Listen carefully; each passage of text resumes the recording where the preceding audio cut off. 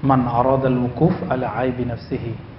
Kita sebutkan bahwa cara efektif untuk mengetahui bahwa kalbu ini berpenyakit, lalu gimana cara ngobatinnya, itu ada dua.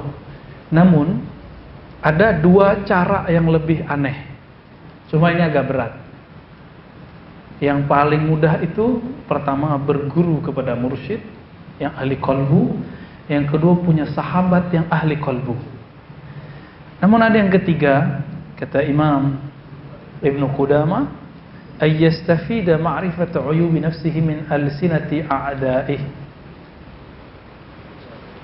Untuk mengetahui saya ini punya aib, antum itu punya aib, punya penyakit kalbu, caranya mudah. Yang ketiga, tapi ini berat. Mudah tapi berat. Maksudnya gimana? Mudah didapat, tapi susah untuk menerimanya bagi orang normal. Apa itu? Menerima kritik hujatan para hater, pembenci, para hasid wa haqid. Mudah nggak untuk mengaksesnya? Mudah. Kalau orang sudah biasa masuk di sosmed, baik itu video ataupun ya grup gitu ya, grup-grup WA, ketahuan di situ sudah. Apalagi kalau di YouTube. Di YouTube itu siapa aja ngomong, ya kan? Siapa aja komen. Padahal dia itu dihisap loh. Ya. Cuma kalau ingin tahu kita itu punya kelemahan apa, meskipun yang dituduh orang itu kadang nggak benar juga sebagian besar, tinggal lihat komentar negatifnya. Maka yang dilihat jangan komentar positifnya. Jadi kalau antum punya Facebook, kalau ada yang ngeritik, wah ini nih cara mau tahu. Sama, saya waktu disertasi nungguin dosen yang ngeritik. Yang ngeritiknya ilmiah dan padat. Ada yang ngeritik tapi asbun. Jadi dosen itu ada juga yang asbun juga, asal bunyi. Ada ya, sama komentator di YouTube itu juga ada yang asal bunyi. Di taraf ilmiah aja yang begitu ya, daripada nggak ada komentar, gue komentar gitu. Akhirnya kita bisa tahu. Nah, saya senang sekali ketika ada dosen yang bantai kita ya, kritik, kamu ini metodologinya gimana sih? Kok begini, kok caranya begini? Wah, itu kita senang sekali, kayak dipijit rasanya. Jadi kalau kita sudah mengenal kritik-kritik yang negatif itu sebenarnya positif, itu sama kayak dipijit. Dipijit sakit nggak? Sakit kalau dipijit itu, tapi enak ujungnya. Ya, saya punya kawan yang ahli pijit, kalau dipencet sama dia pasti sakit. Tapi 3 hari di situ, kita kemana-mana, mau ceramah, mau ngajar, nggak ada capeknya. Tapi sama pijit yang enak, ya baru dipegang 5 menit, kita udah hilang. Dia bilang udah setengah jam, Pak udah selesai, nggak ada rasa apa-apa. Nah, itu namanya pijit ngantuk. Pijit bikin tidur. Ada namanya urat-urat tidur itu di kaki ya. Oke. Jadi kalau mau tahu, ternyata orang hasad, orang dengki itu anugerah. Mungkin kawan kita nggak berani ngomong, tapi kalau musuh kita berani ngomong. Ini hebatnya, Pak. Maka jangan pernah frontal menghadapi orang-orang yang benci, kecuali kebenciannya dengan kejahilannya. Tapi dia persis nih tahu nih kita nih gimana. Ya udah, kita malah bersyukur. Saya baru merasakan nikmatnya dikata-katain orang itu tahun atau 2 tahun yang lalu lah. Ya, kita waktu itu ke daerah, tiba-tiba kawan saya bilang, Tat, ente itu dipergunjingkan di grup sebelah. Kita nanya, grup sebelah itu apaan? Ya, grup yang manhajnya ono gitu ya, mazhabnya ono gitu. Nggak usah sebut ya. Tapi kok saya seneng? Kenapa kita seneng? Karena waktu itu langsung muncul hadis itu. Hadis mengenai muflis. Atadruna manil muflis? Tahukah kamu orang yang bangkrut? Siapa orang bangkrut? Yang dia suka ngomongin orang-orang, kesalahan orang, tanpa orang yang diomongin beramal, dia dapat pasif pahala, bukan pasif income. Pasif kebaikan. Jadi kebaikan yang nggak perlu dia berbuat tapi dia dapat. Dan saya merasakan itu. Jadi kayak ada yang masuk gitu, kayak ada yang pindah kepada kita. Energinya tambah kuat. Semenjak saat itu kita nggak pernah lagi merasa sedih atau merasa terpuruk kalau dihujat orang, dicaci maki, senyum aja. Oke, ada yang keempat, ayu khalitan nas fa kullu ma yarahu mazmuman fi ma bainahum yajtanibuhu. Bergaul sama orang. Nah, coba cek, berani nggak buka situs aneh-aneh depan teman? Nggak berani. Berarti itu nggak baik untuk kalbu. Berani kan nonton channel-channel yang vulgar di depan kawan? Nggak berani, kecuali sama-sama gila. Sama-sama penyakit tuh kalbunya. Mungkin iya. Ya. Vulgar party ya. Bisa jadi begitu? Mungkin, berarti sama-sama sakit itu. Namun orang-orang normal kita akan malu di depan dia. Berarti ini perkara nggak baik. Ya. Di hadis Tirmizi itu disebutkan ya, ciri-ciri keburukan asyar itu yang sesuatu yang jika yattali alaihin nas, ya, ketika manusia tahu, anta takrahu, kamu tidak suka. Itu indikator bahwa itu aib yang harus kita benerin. Jadi teman-teman semua, kita punya aib masing-masing yang kita simpan. Kalau orang lain tahu kita nggak rela, berarti itu harus dihilangin. Ya, semoga dengan 4 cara ini berguru kepada seorang mursyid yang mengenal qalbu. Mursyid ini nggak selalu dia buka aib kita, tapi kadang-kadang dia langsung ngobatin. Nih dia obatin. Sahabat Nabi ketemu Nabi langsung terobati nggak? Langsung terobati. Kadang-kadang Nabi nggak perlu nyalahin. Kecuali orang tuh nanya, ya Rasulullah, ayul Islam khair. Islam yang keren itu yang mana? Yang sempurna itu apa? Karena penyakit orang itu pelit, Nabi mengatakan apa? Antu ta'iman nas. Kamu ngasih makan orang, kasih santunan anak yatim. Ketika yang datang itu egonya tinggi, maunya disapa gak mau nyapa, maunya disenyumin gak mau senyum, apa kata Nabi? Antusallima ala man arafta wa ala man lam ta'rif. Islam yang sempurna itu ketika kamu nyapa orang yang kamu kenal ataupun yang tidak kamu kenal. Jadi Nabi itu kalau ditanya baru jawab. Nggak main buka-buka aja aurat orang ya. Ada istilahnya kashful uyub, menyingkap aib orang. Itu tidak boleh sembarangan, ada caranya. Kalau dia nggak minta, nggak usah dibuka, langsung kasih obatnya. Gitu. Jadi 4 cara ini berguru kepada ahli qalbu. Di bulan lalu kita sudah pertegas ya, kalau masalahnya sunnah bid'ah, halal haram, bergurunya ke siapa? Ke ahli fikih. Kalau masalah hadis, ke ahli hadis. Masalah akidah, ke ahli akidah. Kalau masalah qalbu, ke ahli qalbu. Ya. Lalu yang cara kedua, punya kawan yang ahli qalbu. Yang ketiga, memanfaatkan kritik-kritik musuh. Maka ternyata orang yang hasad itu,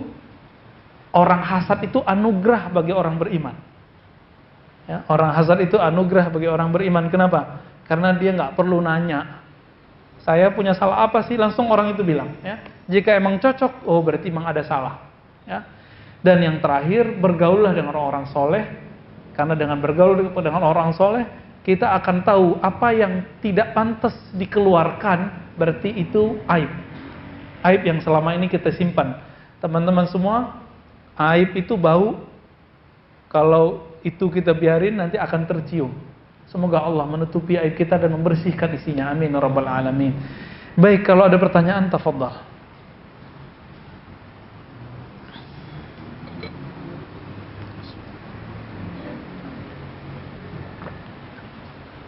Baik, ada yang mau bertanya? Dari jemaah laki-lakinya dulu. Udah nggak ada ya. Cukup ya? Gimana? Ada pertanyaan? Antum yang nanya deh kalau gitu. Sudah. Saya nanya ke jemaah. Saya lagi mikir. Saya kira pertanyaan apa yang saya mau tanya? Kalau nggak ada ya nggak usah nanya ya. Kalau kajian kolbu itu rata-rata emang pertanyaannya hilang semua udah. Beda kalau ngaji fikih, ngaji akidah, pertanyaan tambah banyak. Apalagi kalau ngaji sunnah bid'ah, pertanyaannya tambah banyak. Udah berapa kali kita pengajian, ribuan kali, setiap tempat nanyain yasinan bid'ah apa enggak, tahlilan bid'ah apa enggak. Emang nggak cukup? Ternyata nggak cukup. Lain kalau masalah kolbu, kita cuma ngangguk-ngangguk doang, ya. Jadi itu memang beda. Jadi kalau nggak ada pertanyaan berarti insya Allah sukses. Ada satu. Loh, ada juga. Baik, fadal. Assalamualaikum warahmatullahi wabarakatuh. Ustaz, mau tanya, Ustaz. Tadi Ustaz bilang kalau teman yang baik ya suka apa menasihati kita. Ya.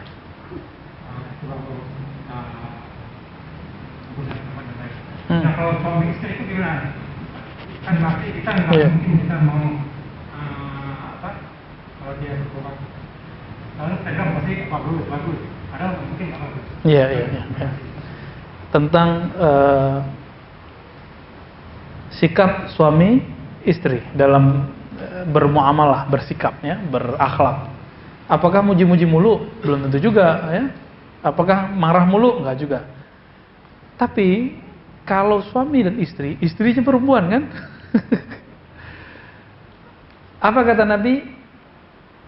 Istausu bin nisa khairan. Hendaklah kamu bersikap yang terbaik kepada perempuan. Khairan itu adalah pilihan yang paling tepat dan itu agak genting emang. Kenapa? Perempuan itu kalaupun salah dia benar gitu. Nggak mau disalahin ya. Jarang ibu-ibu ini jarang yang mau ngaku salah tuh. Jarang ibu-ibu tuh yang minta maaf tuh jarang. Yang gampang minta maaf tuh laki-laki.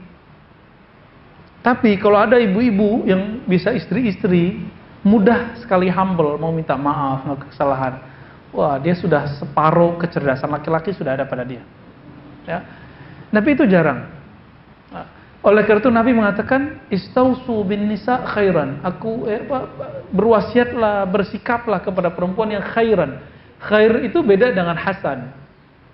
Hasan itu biasa, kebaikan biasa. Khairan itu ahsan, yang lebih baik. Khairan itu kan pilihan lagi. Di antara yang baik, pantas-pantas itu ada yang lebih baik. Maka beda istri ya beda perempuan, beda sikap. Ya. Dalam hal ini Nabi mengatakan perempuan itu jika kamu keraskan, kasartahu, kamu akan mematahkannya.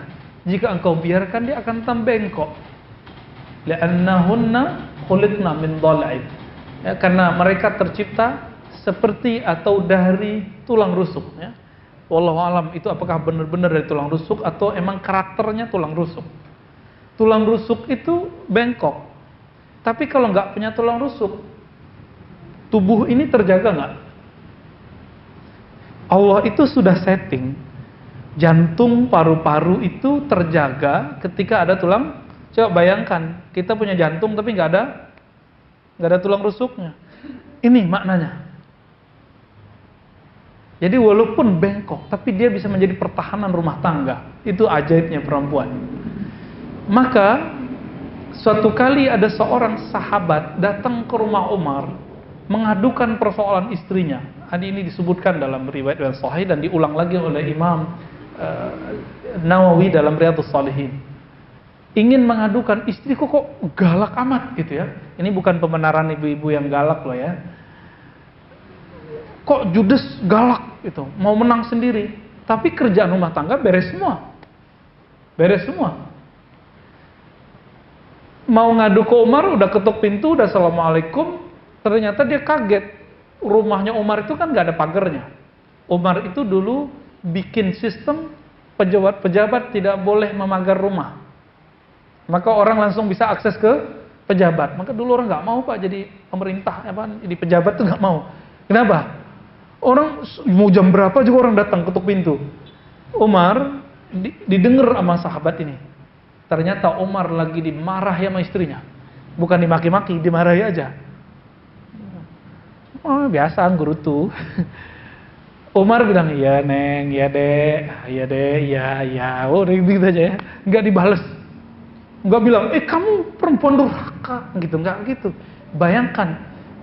Jadi keluarga harmonis itu bukan berarti akhi, ukhti, zaujati, nggak mesti begitu terus ya.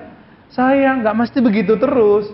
Itu dibuat-buat namanya tasannu, dibuat-buat, ambar, nggak ada rasanya, ya, nggak ada rasanya, pahit itu. Terus gimana? Selesai Umar ya dikata-katain sama istrinya, tapi bukan penghinaan, bukan cacian. Ini emang suaranya aja tinggi. Maklum udah capek. Kalau udah capek ya ketus gitu. diketusin sama istrinya. Selesai dia buka pintu.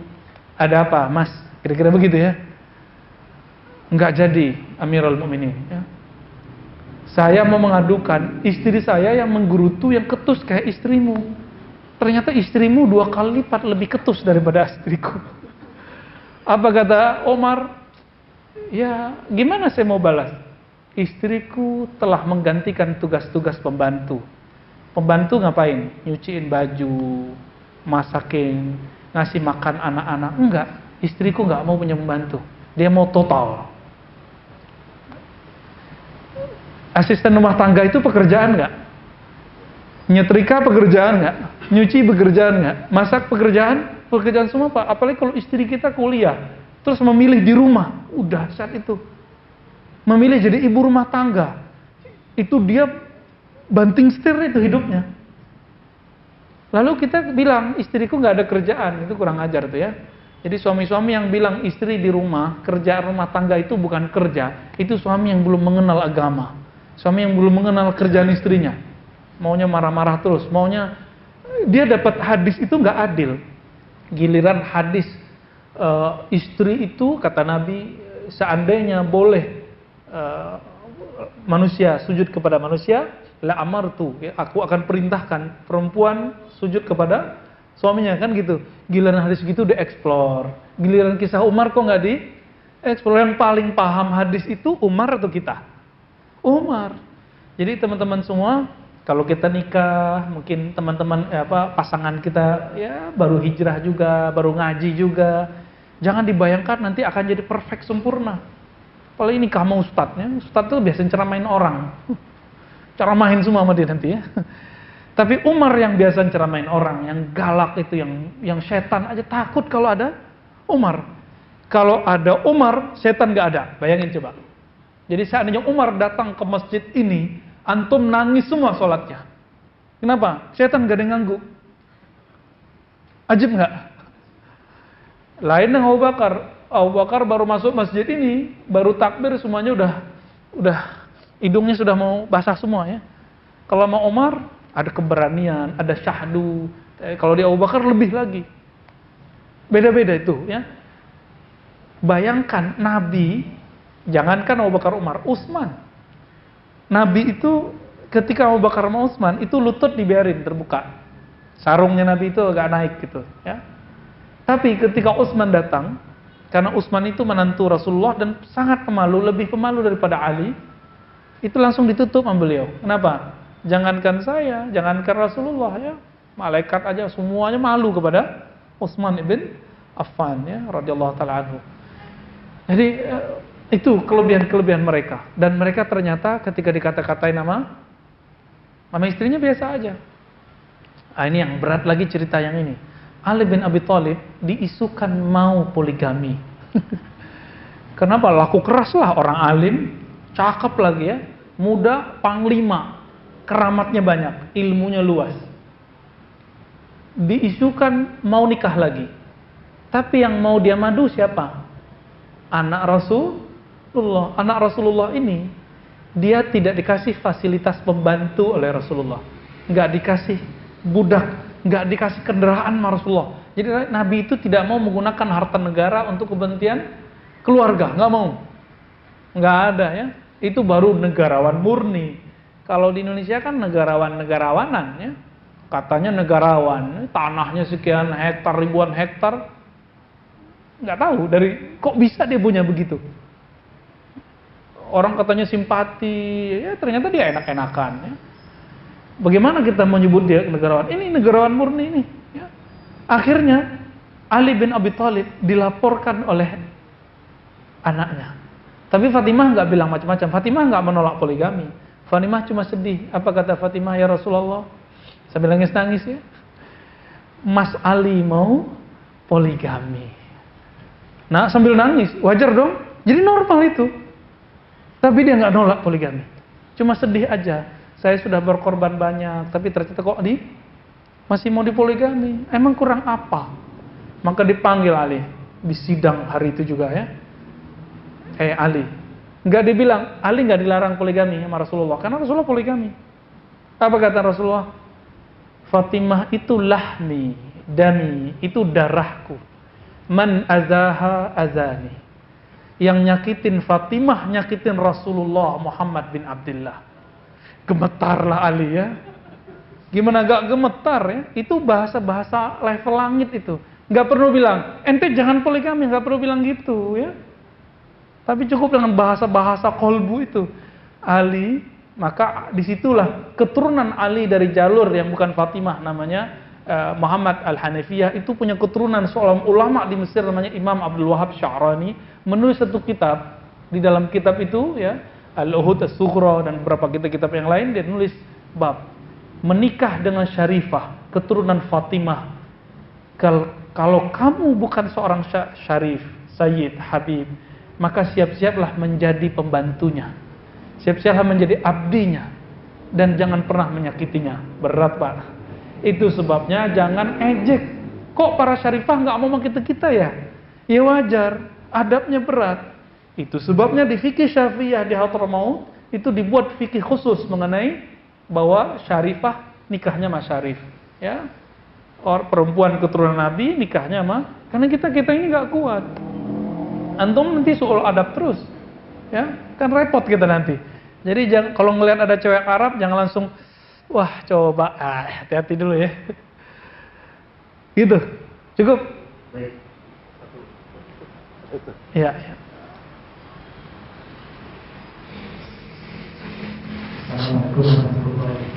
Assalamualaikum warahmatullahi wabarakatuh. Barangkali Ustaz bisa menunjukin mursyid kepada kami atau Pak Ustaz sendiri. Kayaknya maksud saya sangat bagus sekali, pengen langsung cepat. Kalau dikira kayaknya tadi saya nggak nyambung kepada Rasulullah tanpa mursyid.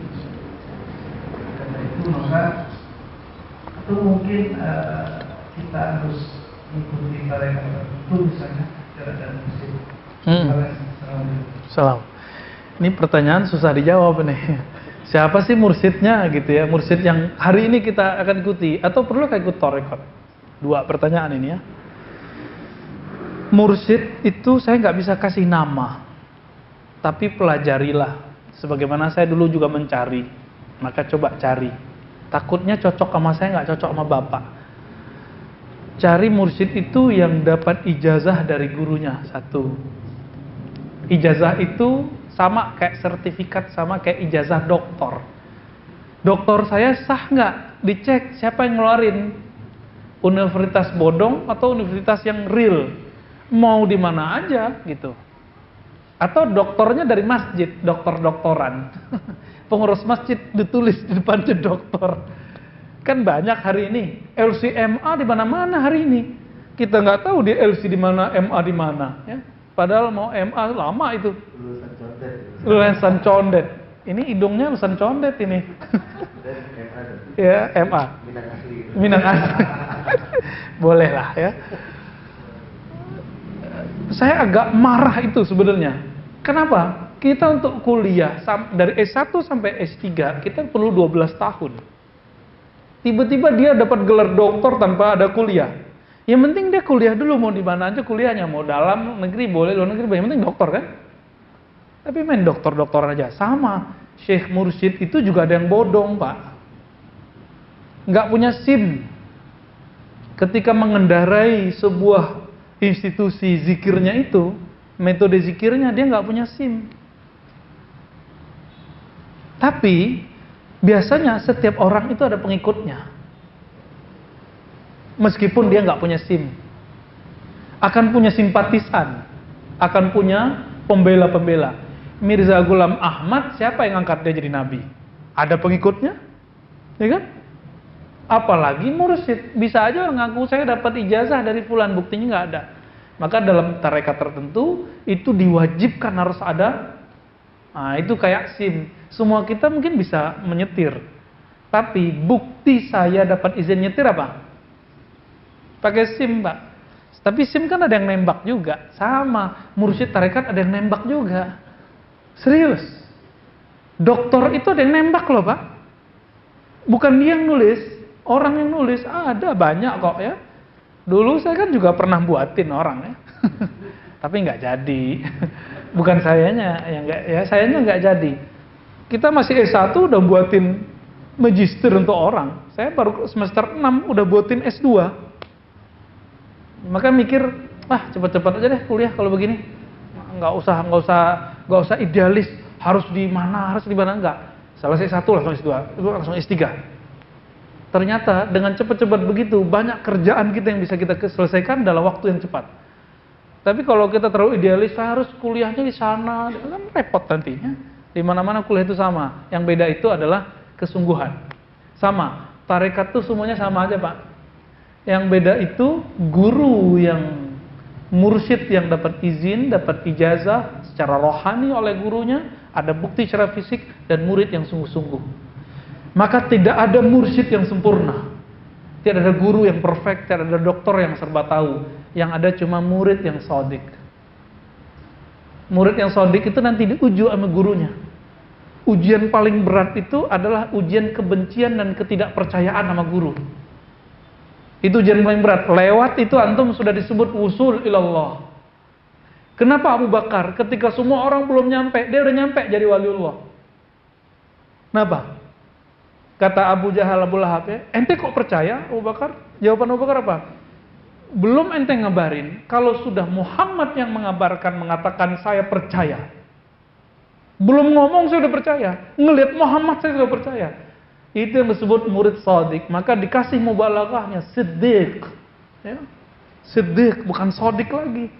Udah siddiq sudah.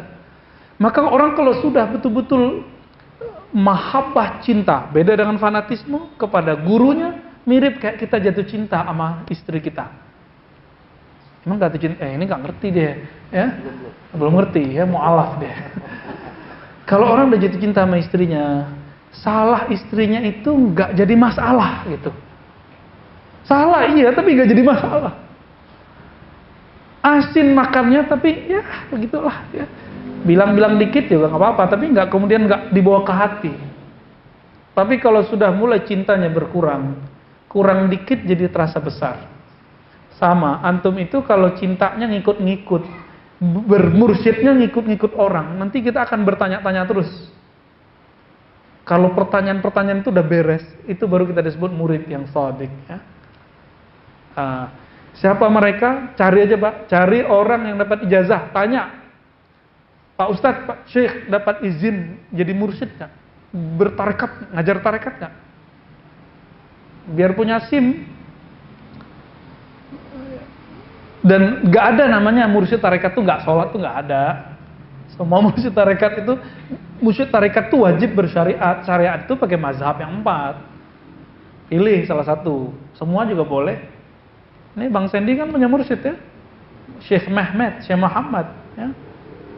Itu dapat izin dari ayahnya, Syekh Nazim ya, Al-Haqqani. Syekh Nazim dapat izin dari gurunya, Syekh Abdullah Faiz. Terus sampai ke Rasulullah SAW. Nanti jalurnya ada yang cabangnya, ada yang Uwaisiyah, rohani, ada yang kemudian jalur fisik. Begitu ya. Terus yang kedua tadi apa? Mesti bertarekat nggak? Kalau kita berfikih, mesti bermazhab nggak? Maka kalau ingin mengarungi dunia spiritual, rohani, menurut saya perlu bertarekat. Kalau nggak, takutnya nanti jadi kebatinan. Orang di luar sana tidak bisa membedakan kebatinan hikmah dengan tarekat. Dikira tarekat itu kebatinan, dikira kebatinan itu hikmah. Dikira hikmah itu tarekat, padahal itu beda. Thariqah itu wajib bersyariat dan tujuannya ridha Allah. Kalau hikmah mencari kesaktian, boleh. Nama thariqatnya ada, thariqat Al-Buniyah. Thariqatnya apa namanya? Al-Buniyah. Kitabnya Syamsul Ma'arif Kubra, Khazinatul Asrar, dan lain-lain itu ya. Itu biasanya ujung-ujungnya pengobatan atau haibah ya, kewibawaan. Tapi itu bukan tarekat sufi. Itu tarekat hikmah namanya. Tarekat hikmah. Mencari kesaktian, bukan mencari maha sakti. Bedain ya. Wiridnya banyak, puasanya mungkin tiap hari. Tapi orang ini punya kekuatan ruqyahnya lebih hebat dari ruqyah yang standar. Kan ruqyahnya macam-macam juga. Mereka itu kalau mau ruqyah, kadang pegang aja udah beres. Lihat aja udah beres kadang. Kenapa? Wiridnya itu terjaga setiap hari. Nah, ini kelebihan orang hikmah. Namun yang mereka cari kesaktian. Beda sama tarekat apa? Jalur pintas. Mencari keridhaan yang maha sakti. Kalau yang maha sakti ridhonya nggak dikasih sakti, dia terima. Kalau yang maha sakti ridhonya dikasih kesaktian, dia terima. Yang penting Allah maunya apa? Allah yang maha sakti maunya kita khusyuk, kita terima. Nggak lagi kasih khusyuk, terima juga. Nah, murid yang shadiq, ketika dia nggak dikasih khusyuk, dia terima ridho. Di saat dia ridho itu khusyuknya naik, levelnya naik. Jadi ada namanya khusyuk di atas khusyuk, nurun ala nur. Khusyuk biasa nangis, terasa nikmat. Ada khusyuk di atas itu, nggak terasa nangis, tapi terasa kayak dialog. Tapi awal-awalnya nggak enak. Ini apa sih enaknya? Tapi kemudian ada, ya Allah, aku tetap zikir, aku tetap sholat, meskipun tidak ada rasanya. Mau ada rasa, mau ada khusyuk, nggak ada khusyuk. Tuhanku bernama Allah, bukanlah khusyuk. Tuhanku bernama Allah, bukanlah lezat. Tuhanku bernama Allah, bukanlah tangis. Itu. Maka muncullah tangis di atas tangis. Wah, itu lebih dahsyat rasanya. Ya. Makom, ya, yang di atas. Jadi itu yang nggak terhingga itu. Maka saya pernah menyebutkan, tangis itu ada 9 macam, kata Imam Ibnu Mubarak. Semuanya riya, kecuali satu. Tangis karena mencari ridha Allah, takut kepada murka Allah. Udah dapat itu Pak, kita sudah punya modal memadamkan api neraka. Itu yang Nabi sebut dalam hadis Imam Tirmizi. Jadi dalam dunia spiritual, Bapak kalau mau dapat gelar S1 atau minimal bisa membaca, mesti sekolah SD kan? Tapi ada jalur ringkas, homeschooling, ya, belajar di luar. Tapi maksimal nggak? Nggak, sama. Ya. Nah, tarekat itu kurikulum Naqsyabandi, kurikulum Syazili, kurikulum itu kurikulum. Kurikulum itu nggak menunjukkan kehebatan. Yang hebat itu adalah mursyidnya. Sama, kurikulum itu nggak begitu hebat. Yang hebat itu sekolahnya. Coba, semua sekolah yang pakai kurikulum 2013, apakah semua kualitasnya sama? Beda, Pak. Kampus UIN, semua kurikulumnya mirip, tapi beda. Kampus ini lebih baik, kampus ini kurang baik. Kampus ini maksimal, ini kurang maksimal. Kok bisa? Karena manajemennya, karena syekhnya, karena rektornya. Rektornya tarekat itu yang kita sebut syekh mursyid. Ya. Dan dia diangkat nama gurunya, seperti gurunya diangkat nama gurunya, terus bersambung kepada Rasulullah SAW. Makanya dalam tradisi kami, ketika guru mau mengangkat, itu dikumpulkan murid-murid tua dan murid-murid semuanya. Nih, namanya dilewakan atau dipublish. Saya ijazahkan engkau untuk mengajarkan zikrullah seperti guruku mengajarkanku sesuai dengan tarekat A, B, C, D. Begitu kita dulu, ya, dapat ijazahnya. Sama, kalau wisuda doktor gimana? Dibacain kan? Terus kita ambil ijazahnya, lalu kita diapain namanya itu? Bukan dibaptis kan? Apa namanya tuh? Gitu doang ya. Tapi kalau nggak ikut wisuda, bisa nggak? Orang dia udah pinter, tapi dia nggak ikut wisuda? Bisa.